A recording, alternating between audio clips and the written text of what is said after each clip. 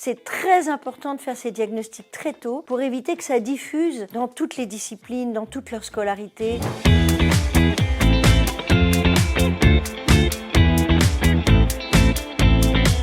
La stratégie, c'est d'abord de s'inquiéter précocement de toute difficulté, de tout retard d'acquisition scolaire chez l'enfant. Dès la grande section de maternelle, ça peut concerner le retard d'acquisition du graphisme manuel ou le retard d'acquisition après en CP, CE1 de la lecture ou de l'écriture, et puis après en CE2, en CM, tout ce qui concerne les nombres, le calcul, etc. Précocement, ça veut dire quand même qu'au fil de l'enseignement, on fait passer des espèces de petits quiz, de toutes petites évaluations, etc., non pas pour évaluer l'enfant, mais pour évaluer ce qui est passé de l'enseignant ou de l'enseignement que l'enseignant a voulu transmettre chez l'enfant ou ce qui n'est passé qu'à moitié ou difficilement ou pas tout à fait. Là, on tombe toujours sur, en général, 10-15% d'une classe, ça dépend de quoi on parle, si on parle des maths ou de la lecture ou de ceci ou de cela. Et pour ces enfants, très précocement, on fait ce qu'on appelle une intervention particulière, c'est-à-dire qu'on propose un surcroît d'entraînement, plus d'exercices, plus d'explications, plus de temps pour faire cette acquisition-là. On fait ça pendant 3-4 mois et de nouveau, on repropose des petits quiz, des petites évaluations pour voir si l'enfant a récupéré le niveau attendu pour sa classe d'âge et pour son niveau scolaire. Si ce n'est pas le cas, et c'est en général le cas pour 5 à 8% des enfants, à ce moment-là, on réfère ce 5 à 8% des enfants, on les réfère au secteur médical ou paramédical. Donc vous voyez que